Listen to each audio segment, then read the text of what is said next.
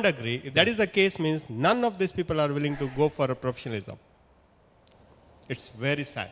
Right. Because complete agreement is a must if you want to go for professional management. Right. Any other comment? Chennai is not ready for trust on professionals yet.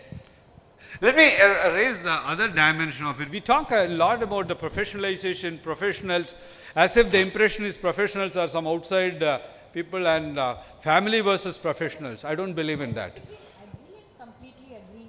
One second. The usual South Indian way of, not being very extreme in anything, right? Even if we like something very much, we like to say, we don't say. So it must be something like that. Yeah, getting the professional is like getting married. Getting the professionals? It's like getting married to him. Yeah.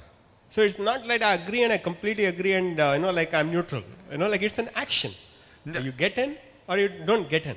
It's as simple as that. So you need to be only one column that completely agree, then things will be. Do you think that it is because professionalism as a value is not practiced, is not bought in by the family owners? Let me explain. What I mean by that is that professionalism actually means not structure, systems, processes. Can you see the organization as a separate entity? It's a creation of mine, but I'm not that. It's not me. This is different. The critical success factors of the organization are different from me. I may have the capabilities, if I may not have the capabilities. Can I leave my ownership hat at home and come and wear the professional hat, which enables me to look at organizational challenges from the organizational perspective and take decision? That's the essence of professionalism. It's not qualifications. And that's what is expected by when you have, whether it is family professionals or non-family professionals, whether it is based on degree or not degree. So my question again is that what comes in the way? Is it because the respondents are not mentally prepared? I mentioned about this earlier on. In the morning also I said that it is the mental preparedness to work with others, leave the ownership hat. I'm not the owner. I'm one among the other employees. So is it the lack of preparedness that comes in the way? I would probably just add another dimension. I mean, what you described was, I am not my company. I am who I am. My company is what it is, and I am not my company. I think that's what you articulated. Right. The second thing is that I don't necessarily have the correct answers myself to all the questions I have about my company. However, I have the responsibility to find the correct answer for my company, for which I am going to rely on people outside of me, since I don't have all the answers. Right. Now, people outside of me can be my family members, can be professionals, or a combination thereof. Right. Yeah. That can come only if I believe that I don't have all answers. One of the problem what I find is that when the owners believe they have all the answers in their head. So therefore, there is no need. I may hear you, but I won't listen to you. I'll hear you. I'll hear everybody, but finally I will make my own decision. And I will, as smallest check of 1,000 rupees also, I have to approve and sign. So it's a question of, can I empower? I am a control freak because I started my business and this is my business. So that's the challenge. The point what he said is exactly what happens in every family managed business. The answer to that is, please make them to sign forever and ever and ever. That's the least job they can do always. So don't take away the signing aspect of that, but at least they are busy. Like morning till evening signing the checks. After 10 years, you ask them, have you found any check which you returned it? Then say no. That's all what you need to ask once in a way. Like nothing else. And the other aspect which Renuka Ramanathan said is perfectly the same. They think that they are company. They can never get out of the company, even in the dreams also. And we will not disturb that. So for a family managed business, a professional has to follow a principle which I tell you, which I've been practicing for the last 24 years. If the owner says something, never say no. You say yes and say but. Never say no because. No owner like no because of these 8 items. They'll never like it. He said, yes, sir. It can be done. Absolutely no problem. But actually, sir, you are right. Yeah, that's all. This is the simple thing. And of course, Okay, Vilas, let me build on this. No, We I have think, I think also, I'm sure everybody here recognizes that the business that you started 15, 20, 30, whatever number of years back, and the business that you run today are completely different. And one human being cannot understand all the complexities of such a continuously changing and evolving business. So I think that, irrespective of Professor, whatever people may have answered here, because I would factor in heavily for the South Indian conservatism. The same thing in Delhi, you may have had completely agree, but they may actually be doing quite the opposite. So, so I would factor that in. I think everybody here, works with the professionals, and it's only the degree, right? Some of the families may completely integrate, as Tatvamasi said as well, that make professionals family. Some others may still keep them at a distance and must be still engaged in this process of finding, can I trust this person enough? And if he leaves and goes, can he bring some damage to my business? This is a very interesting, important question. When women from family businesses who become members of another family after marriage, what would be your advice to them in terms of choosing or prioritizing between the two, the parental or in-laws family businesses? Do you have any thoughts on that? Yes. Women basically have some anchor position they take. Either they can belong to themselves, they can belong to their parent, they can belong to their husband, they can belong to their in-laws. Depending on how the axis shifts in her mind and how the upbringing has been done right from the childhood, she takes that position. Sometimes she doesn't trust any of these people. If she doesn't trust any of these people, she just belongs to herself. So one needs to first figure out, whom does she belong to? Once this question is answered, then you can decide on the shareholding, ownership, money, how do you want to involve her, where should she sit, this house, that house, everything comes. Going forward, please ensure that whether she is married, not married, she is in business, please empower to your children.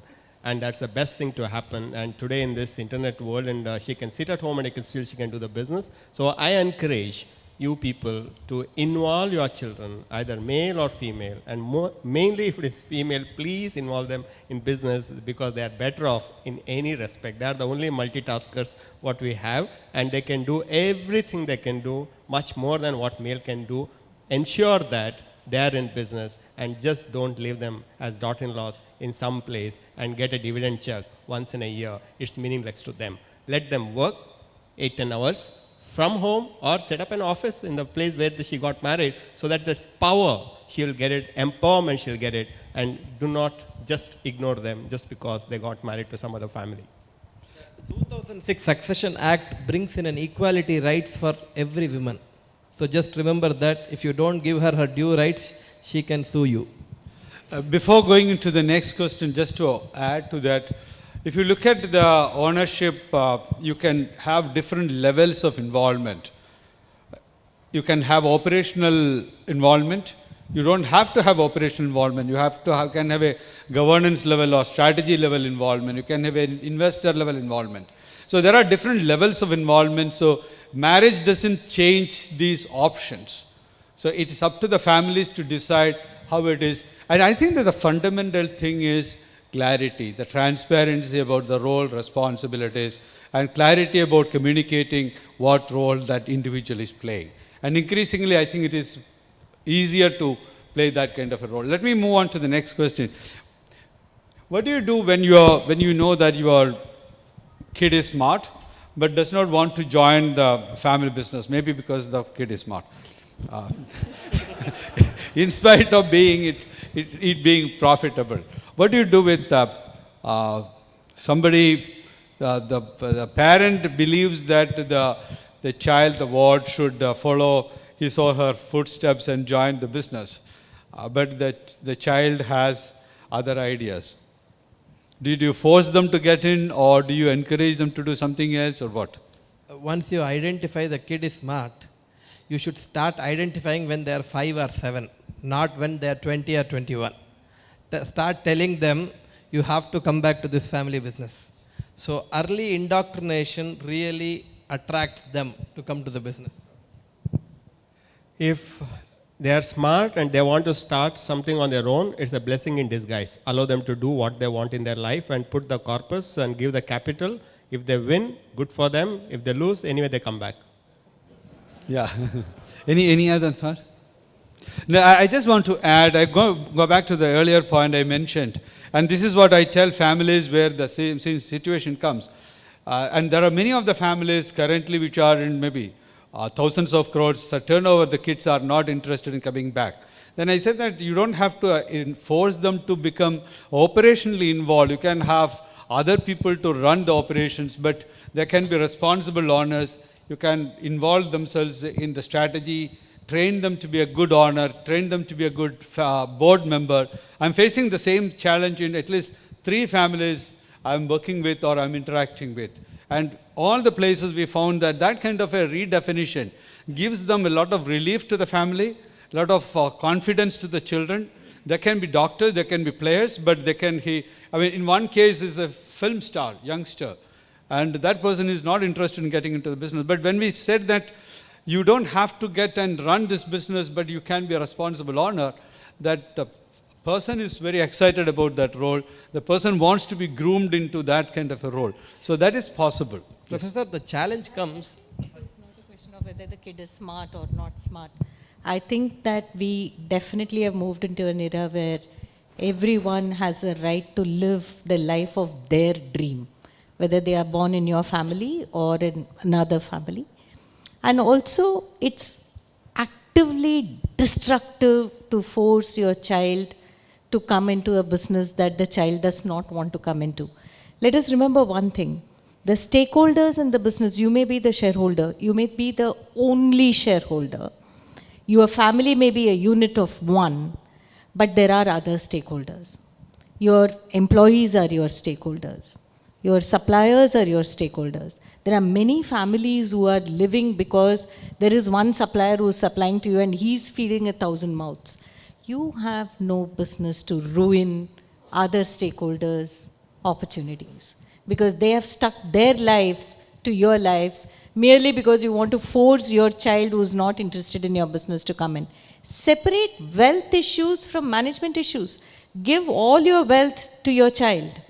Don't give 1 rupee on charity. Nobody is going to force you. But you can't force a person who has no interest in the business to come and forcibly run that business.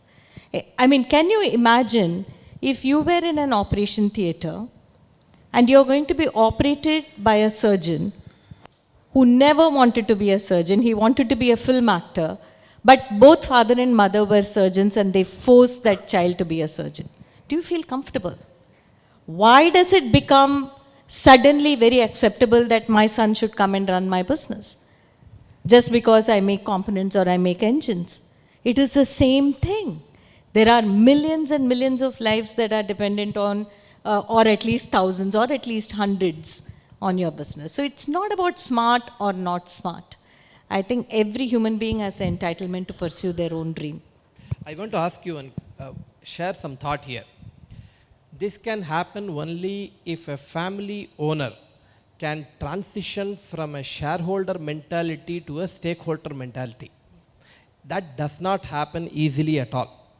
Even in the corporate world, the transition from a shareholder management to a stakeholder management is a recent phenomena. How a sustainable corporations can build. The newer economy is teaching this to us. That's one. Professor, one of the challenge is that if the business is an emotional asset for the father, it's an emotional asset, it's not a commercial asset. And the father does not trust the professionals.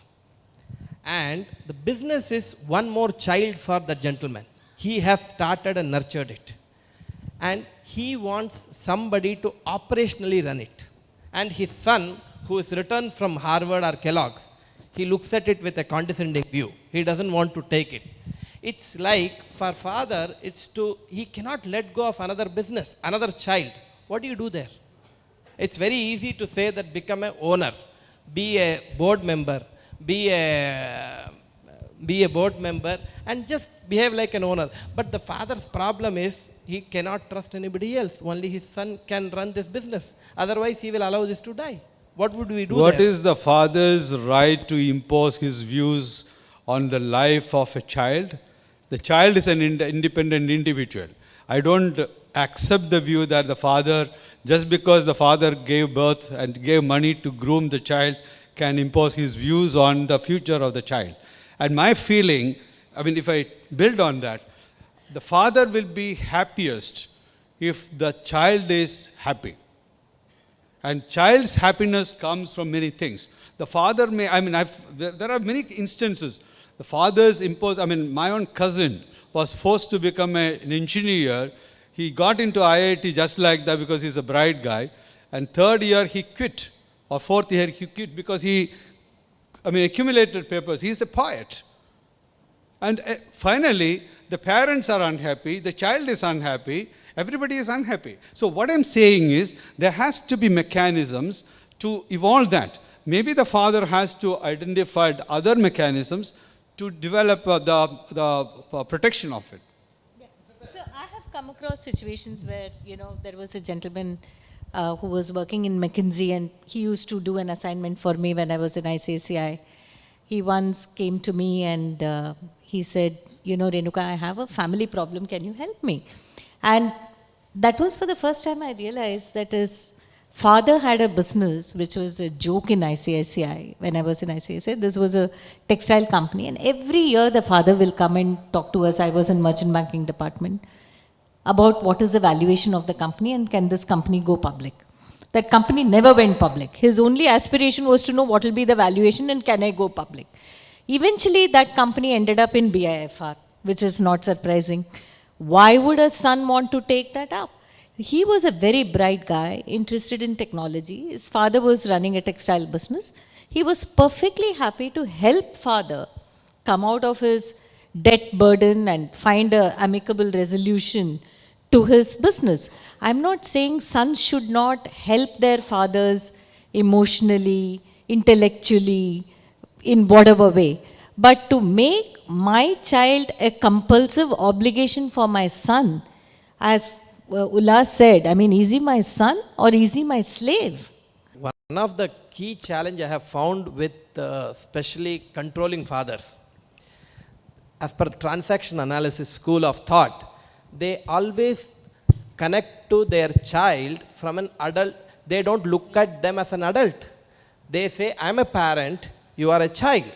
You would have grown to be a 40-year-old or a 50-year-old also.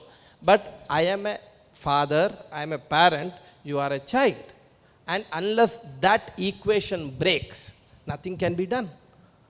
And it does bring in a huge divide in the family if it is not being addressed well. The other important thing to remember is, when we really look at India in the 70s and 80s and 90s and then the 2000s and now 2010 and going forward, the opportunity landscape has completely changed. Correct. For many people, when you were all sons, probably the best opportunity at that time was to join the family business. Anything else would have been less optimal for you, even from a personal standpoint. Whereas your child today has much, much bigger opportunities, whether new age industries, doing intellectually much more appealing things. And you have put so much competency by giving them global exposure, educating them in the best of institutions. Then why would you want to just bring it back to the lowest common denominator? Father should find a good coach to let go of the business. Okay, I think this is an interesting topic to be Professor, continued. I have one practical You thought, wanted to have the last word. Actually, I have a practical thinking. What I think is, if a father is able to sell his company to private equity guys, if he's able to sell his products to his customers, I think he should be able to he should sell his company to Sir, children. when he is not Hang on. able to sell it to his son, how can he sell it to Exactly. private equity? No, that's happening. I mean, that's what I'm saying. If you are doing that and even still your son is not interested, I think there's a problem. Second important thing, this problem we come across pretty much in all families, most of the families, because operationally intensive businesses, not many young generations wants to take it up. Okay. Most importantly, while the parents complain that he's not interested to take over and operate in intensive businesses, they also don't want to actually make him struggle. If you see many of the companies you see when the sons finish out of college and come and do MBAs, they put them in marketing, they need to travel, they used to stay in hotels. How many of them put him in shop floor? You see, there is not too many. So while there is a complaint that he is not taking over, they are also not having a proper dialogue. Our idea is like if you are able to have a proper dialogue, and if a son says, boss has a clarity and a maturity to say that I don't see a future in your business, I have much better ideas, so that's the reason I just don't want to come, then if the father believes in it, he has to rethink what he's doing is right or not. Right? I think that kind of a mindset has to come in. But many families that doesn't happen because they obviously fathers have built monsters and somebody has to come and manage it. So the practical solution which we have suggested to few people and which they have bought is figure out what comes naturally to your son. There is some amount of time to be spent what comes naturally to him. People always thrust their pain points on him to handle. Saying marketing is not happening, this is not happening, you come in here, no, I have few resources, who will manage, you help them out. But if you're able to figure out what comes naturally to them and build a complementary team around him to support that initiative or support that role, I think many children have liked it. For example, somebody marketing comes naturally, but he needs to understand finance, management, strategy and all that. If he is equipped with a team of guys who can actually complement him on all these skills, I think many a times people have turned back because you think sons are fools to say that no, father has created a platform and irrespective of whatever the size and scale, I have my dream to pursue. Opportunities can be there. How many of them will be interested to do a ground up exercise when there is a huge platform created?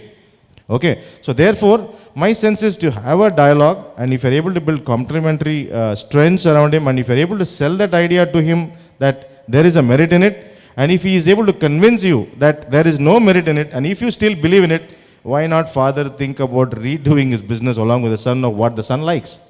That's Okay. a new age thinking which I'm talking about. I would like to... I would also like to add that I think clearly articulating the role between the father and son.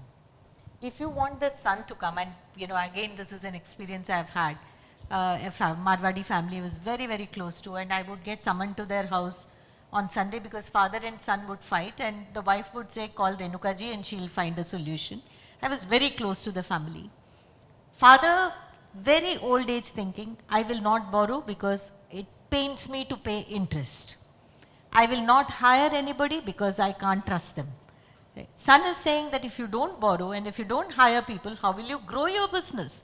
And he went to Sloan and he was very well educated. So this was a kind of divide which was unbridgeable, but the way they have resolved it is a part of the business the father has actually given to the son and said that now you do it your way. And the son has clearly told the father that when it comes to dealing with the government, getting approvals, dealing with politicians, these are things you have relationship, you have capability, you please bring that, I will do the rest of it. And the family has kind of resolved that very well. Now it is working very well and I can see it. I think many times when it comes to especially our own children, we don't clearly demarcate the role as well. You almost want your son to be just your shadow and what is in it for him? Demarcate the role and say, I'm handing it over. I'm here to help you, stand behind you. Now you take the ship forward. Thank you. I mean, I'm really delighted that the panel is warming up with a variety of ideas, very interesting thoughts. There are many questions, and I would request the Metis team to maybe address these questions and post it at their website or something like that, which I think will be a very interesting thing, and if that would be very interesting, maybe sort of a Q&A, you can have a lively... You can take an kind of offline a- inputs I and then just place it wanted on to the have a final thought in 30 seconds from each one of you, because this is a very important thing. We talked about the kids, but one question that is, at what age the top man should look for a successor? Okay. So, and when I did the study, I found that in 85% of the families, in the morning when I presented, whether you ask the seniors or the juniors, in 85% of the respondents, there is no clarity, there is no policy, nothing.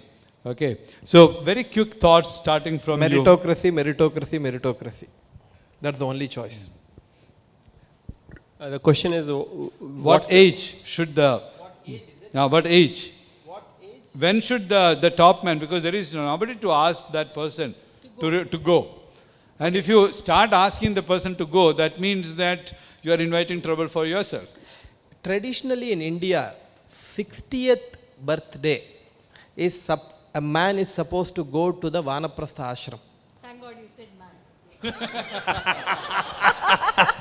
Women goes along with the man. So actually, so that's the time. By the time the next generation would have grown up and they are looking for that opportunity. So if they can prepare themselves for the next level of journey, that's the time to look for. Okay, less.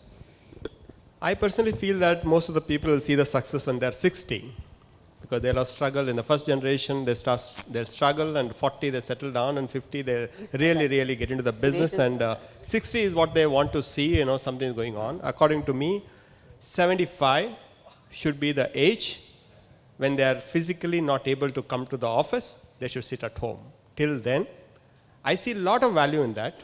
It's that experience is something which you get it from the seniors, is the best what you can get. You can still get it from McKinsey's of the world, you can get from anybody, but not like the founder. And you can keep him as like emeritus, but he has to come to the office. That's very important. And you call him whatever you want, he will do whatever he wants. Okay, that's the way how it works. No. Okay. So that's what I personally feel. My answer to this is, if the leader understands what he will do after retirement, if that plan is in place, I think he has to look for successor, practical answer. Because physically, I think people can talk about retirement. I don't think any family business owner can mentally retire. I don't want to define an age. Even at 90, he'll be still thinking about business if he has nothing else to do in life at that age. If he has valid reasons, he has charities, he has other interests to pursue, he can be kept busy, I think that's the age to retire. So whenever he is able to have a retirement plan in place, I think he can retire. I mean, he can get a successor. So my take is, it's not 60, 75, 90, 110 or anything like that. If today morning when I get up, I am less excited to go to office than what I was yesterday, I would retire. If I am more excited to go to office than what I was yesterday, even if I am 95, I will go to multiples. Yeah, my take is that I don't believe in retirement. I believe in what I call the redefinition of the role, because we always have multiple roles. It's a mix of portfolios we always do handle as a child, as an adult. We handle multiple portfolios. So what's required is to change the mix of portfolios. From operations, you may withdraw, you may play a different role, you may play a more socially involved role, maybe something else. So the retirement, there is only one final retirement. Till then, you keep redefining your mix of activities. And I would say that maybe as you grow, getting aged, maybe around 50, 55 and all, it is important to start that preparation. And at some point in time, maybe when you get up, you may not have the energy, you may think of something else. No. No, I always say that the person, it's not the man. Okay, so therefore, I mean, I would like to close the discussion at this point. Thank you very much. And thank you very much for your involvement. Thank you, the panelists. Thank you, Professor. That was a wonderful session. I'm sure all of you have enjoyed this today evening session. Now, before I extend the word of thanks, I must say that we are thoroughly grateful to all the speakers who have made this evening very grand for us and for you. And as a token of appreciation, I would request all of you to accept a small memento from Team Metis. Firstly, I would like to call upon Mr. Kannan of Metis Family Office. Kannan has been our senior colleague. He's been working with us since the day of inception. Kannan, if you could just come on dais and present the memento to Mr. Tattvamasi Dikshit, founder Ojas and Fabric. Mr. Tattvamasi has been a well-wisher and advisor for Metis for a very long time now, and thoroughly appreciate his presence. Thank you, sir. Next, I would like to call upon Bala. Bala, if you could just come on the stage and hand over the memento to Mr. Ullas Kamath, Joint MD, Jyoti Laboratories.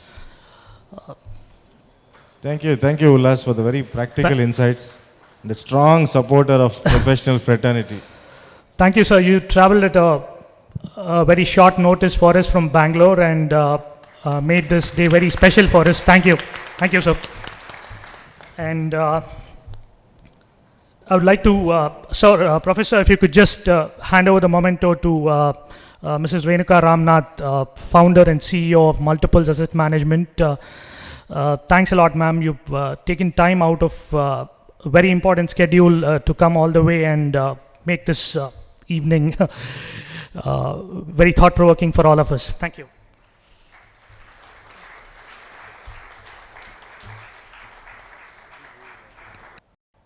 Mr. Subramaniam, founding partner MCAP, sir, if you could just come on stage to hand over the memento to Professor Kaval Ramachandran, Professor, Indian School of Business, Thomas Smithani, Professor of Family Business. You must excuse me for the pronunciation, sir. Yeah. Thank you, sir. Sir has been with us since morning and handheld us throughout the day. Thanks a lot, sir. And yeah, Bala. Subbu, please stay back. I think this story, like I keep repeating it, I keep happy about like the story. Like we met Subbu in 2009 in a coffee shop. We went to him saying that this is what thing, can it work? And we discussed it. Like after 2 hours, like we sat with him. He said, why don't you come to Delhi and stay with me? And like because Subbu, like I think helped us. And he also cut a check and said, like he said, you keep this money. Only thing is you should never use this money. And we never used that money and gave it back to him after 2 years. Okay, and that's like Subbu. And like Subbu, is a mentor, friend, well-wisher. And like I think, it's not memento Subbu, like it's a lot of indebtedness, like which is coming in the form of the memento. Okay, and I would request Renuka to give the Thank you, Subbu, for what you made us. Thank you. Thank you, sir. Metis, as you all know, is entering the 5th year of operations, and I take this opportunity to extend our sincere gratitude, firstly to our clients, I mean all of you here, who have placed the trust in us and continue to encourage us and support us right from the day of inception. And secondly, and more importantly, the partners, as in the people from the private equity space, the legal partners, the people who are company secretaries, all those people who have been helping us with, your varied expertise across all assignments and initiatives with our clients, and kind of helped build Metis a very stable ecosystem. So. Coming to the event today, I mean, as you all know, event like this cannot happen overnight. I mean, it is the planning started several months ago, and we've been fortunate enough to be backed by a set of dedicated colleagues here at Metis, and also event manager Dakshayani, who has helped us, organize this event. I'm not able to see her. Thanks a lot. Oh, she's there. Okay, fine. Thanks a lot, Daki. I think she's not slept last 2 nights to make this thing happen. Thanks a lot. Yeah. So then, I would also like to make a special mention about Nitya Ishwaran, who's been a good friend, who's a managing director multiples, who's helped us connect with Mrs. Renuka Ramnath and bring her to this event. And lastly, thank all the members of the press who have come here to cover this event. Thanks a lot. And just to conclude, some of you attended the session in the morning as well. Chanakya series in the morning and the Confluence now. I'm sure it did encourage, enlighten you, and all of you had meaningful takeaways during the session. We look forward to having such sessions in the future in varied formats, and we look forward to your continued support, cooperation for Team Metis. Thank you. Look forward to meeting you all in the dinner session. On behalf of the panelists, I want to congratulate Metis, and I want to also wish all of you a very long-lasting partnership with Metis. Thank you very much. Yeah.